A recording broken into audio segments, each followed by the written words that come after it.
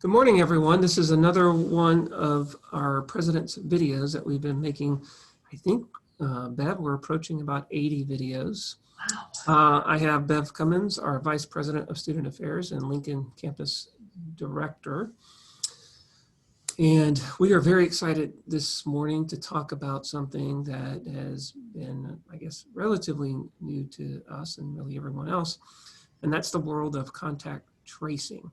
A big part of our safety and control protocols here at the college is we've engaged in a model where we use case managers to help us identify potential exposures and then to help notify them of what they need to be doing to stay safe. So Bev, I think you are prepared to go into some pretty significant details about exactly how we do some of these things. And I think one of the challenges that we have, and everyone has these challenges, is we're learning a new language. We're learning some new vocabulary. You know, a year ago, none of us knew what was the difference between exposure and isolation, or quarantining versus isolation. We really didn't know those things, but now we do. So why don't you tell us about what we're doing and maybe get in some details about when is someone quarantined versus isolated, and how do we determine how many days they need to be in quarantine or isolation?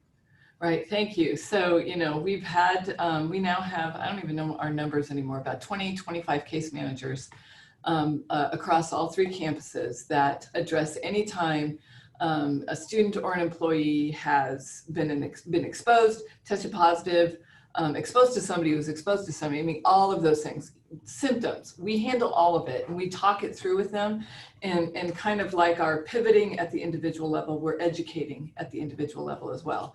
But there have been times I think that, it is, like you said, it's a new terminology, and understanding what all those things mean is really helpful. And so the case managers do that. And after a while, we get to know it so well, I think we don't always think about, well, yeah, that's right. This is terms we didn't use 10 months ago. Bev, can I give you an example? Absolutely. So yesterday I had, 2 days ago, I had an employee was in my office. We both had our mask on, and this person was about 12 feet from me, sitting at a conference table I have in my office, and we both were masked up the entire time, and I think that person was there 10 minutes or less. And I found out later that that employee had a family member who was tested positive. So in that particular case, I would be considered a secondary exposure, not a primary exposure. And sometimes it's good to be in second place. And that's one of those times. But because we both had our mask on, I'm not a primary exposure. Is that correct? That is correct. So an exposure is when you've been exposed to someone who is positive.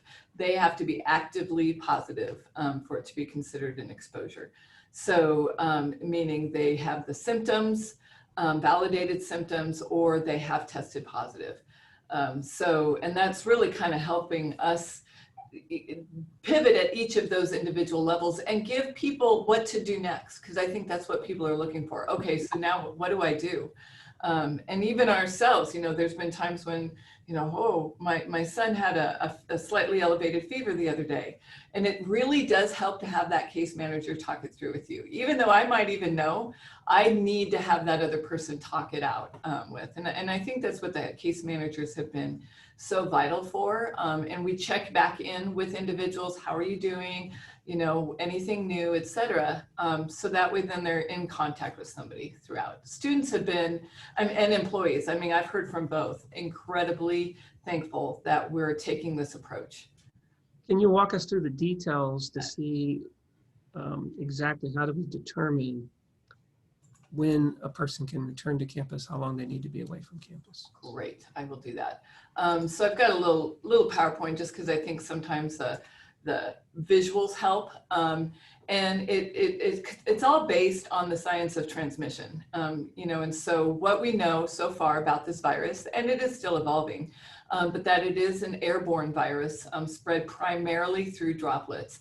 So while this is a gross picture, it does show that when you're talking, when you're sneezing, when you're coughing, yelling, singing, those are ways in which you can directly send the virus through the air. And then there's also the indirect, less common, definitely, as we've learned a little bit more about this virus, but that's why we talked a lot about sanitation. So the mask strategy helps us with that direct. It's protecting the user, the person who's positive and the person that they're talking to.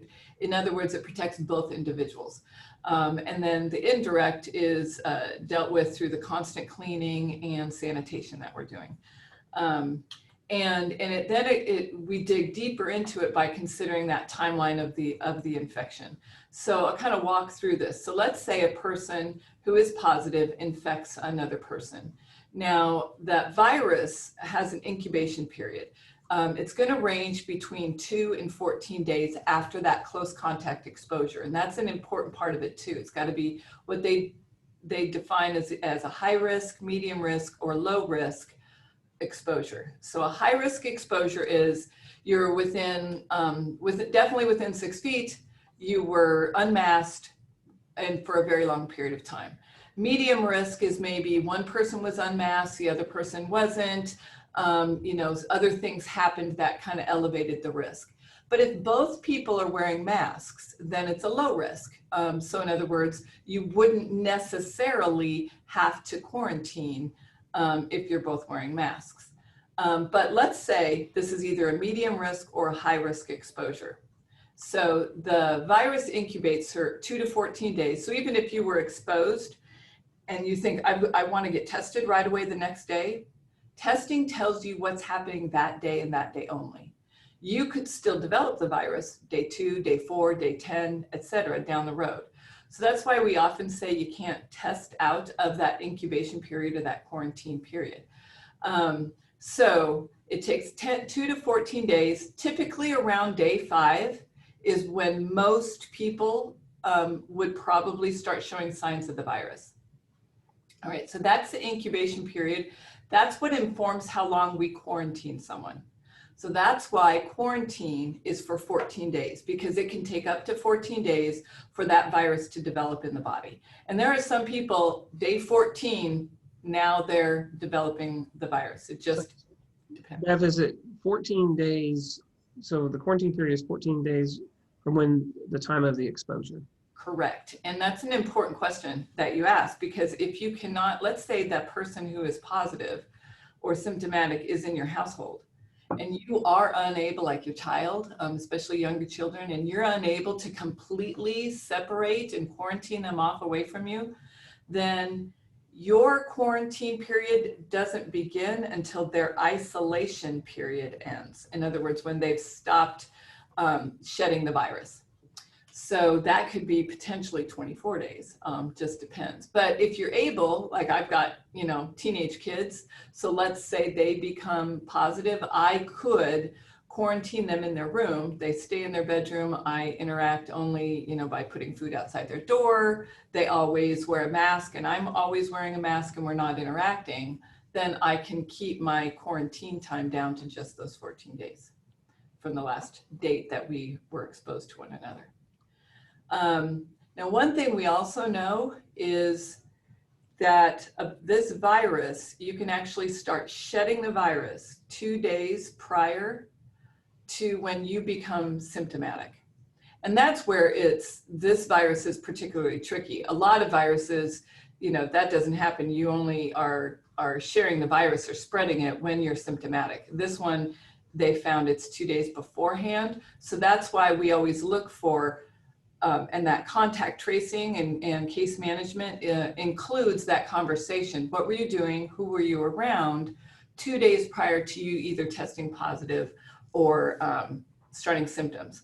And we also go with not just the date the positive test comes in, but the date you went to go get tested, because there was a reason you went and got tested. And so that's the time, because the timeline for when you get your results back can vary. And so then it shows, we can see that mild illness takes about 10 days to recover. but some who have the severe illness can take 2 or more weeks. There's some they call long haulers who stay sick for longer period of times. However, it's really still about 10 days that you're shedding the virus. So while we don't want people coming back while they're still sick and still symptomatic, absolutely they want to stay because they've got to take care of themselves. More than likely, they're not shedding the virus after 10 days. So, Bev, if someone's watching this video, they might ask, well, who is going to tell me about these things if I report on tips that I've been exposed, someone in my family, who is going to reach out to me? Is that someone from the health department, or that's an actual case manager from SCC? Great question. Probably both. The case managers oftentimes will be first.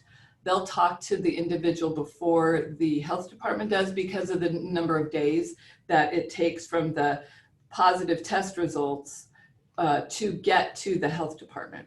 That can take a couple of days. So typically we're going to know sooner, which I think is what's the benefit of this. We're able to address anybody else who had come into contact with that positive person, especially with a close contact, faster than we would if we waited. And I think that's really kind of that extra step that we've been able to put into place. And Bev, I don't know if you want to, does that pretty much cover it? Because I had a couple other questions. Go for it. I mean, I've got other, if any of your questions, if I've got another slide, I can grab it.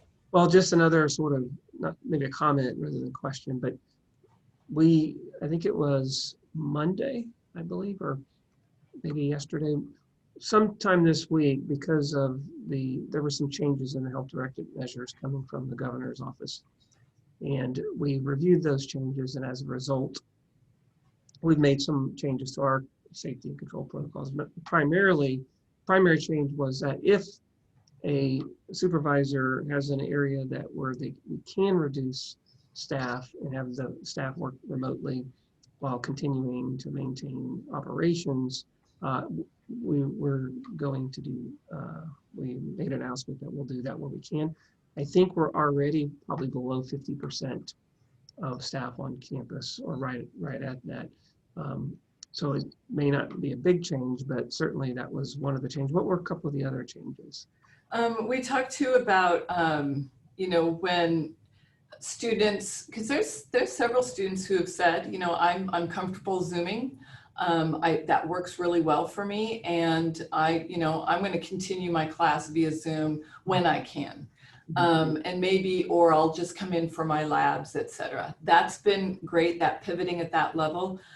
We also know that there's other students who are still needing to come onto campus, which is a really important part for their learning experience. And the great part about it is they're almost self-selecting, so we have de-densified the classroom by the students being off-site that are Zooming and the students who are still on-site. And so they're able to control that environment, wear their masks, stay apart from one another, and continue on to be able to finish it. And I've heard from a lot of students who have thanked us so profusely to say, thank you, I can now continue on with my classes, and it's working so well. And I feel like we're able to be there for them. Those students who need us in whatever way they need us there, we're able to provide it. I was on your campus, I think it was yesterday or 2 days ago, and it was funny, we've been doing this for so long that I immediately recognized a student, something was different about that student, but I couldn't place it. And then I realized, oh, she's not wearing, the student wasn't wearing a mask, and she looked quite uncomfortable, and she was standing by the information desk, and the person that manned that, I think they had to step away for a minute. So I saw her, and so I walked over and I said, I bet you're looking for a mask. And she says, yes, I forgot mine and I'm real nervous. And so I was able to, of course, there was a box of masks sitting on the cabinet, and I gave her a mask.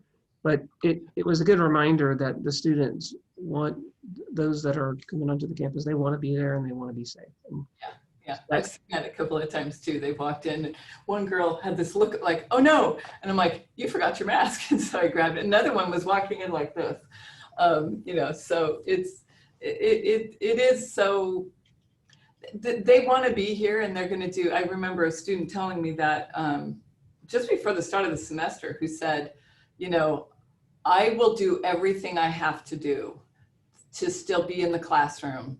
And if you're going to make me take, if you want me to clean, I'll clean. If you want me to wear a mask, I'll wear a mask, but I need to be on site. So I get made fun of a little bit. I actually forgot mine today, but I just found another lanyard. So I use a lanyard to, I never have to worry. Where's my mask? I just look down and there it is. Yeah, exactly. I made some blingy kind of, you know. We're not, it's not a competitive sport. No, yes, it is. Yeah. Mine's prettier. All right. I'll give you that one. That's easy. Well, thank you so much for giving us some details about this. I think it's wonderful information. And I think it's important that everyone at SEC knows that we're doing everything we possibly can to make sure we're staying safe. And while we're following all the directed health measures, we really got a step further in many different ways. The health department has recognized that and shared their appreciation. They just do not have the resources to keep up with everything. And of course, a big thank you to all of the case managers. I think you said there's 25. They've been amazing. Mm-hmm. So appreciative. They have full-time jobs like all of us, but have been willing to share some of their time to help us with that. You know, it's fascinating. Those I've got a couple right next office right next to me that have been doing that, and they really enjoy it. It's difficult work, but they find it. What they're finding is very rewarding because they are often being thanked by the student or employee. Because I think when someone gets contacted, ask you all these questions to help you be safe, I think that feels really good to that person. So they share back that appreciation. Well, with that, we better wrap it up, Bev. We went about 11 minutes on this video, but you did a great job. Appreciate it. Thank you. Thank you very much. All right. Well, everybody have a great rest of your afternoon, and we'll talk to you all next week. See you, Bev. Bye.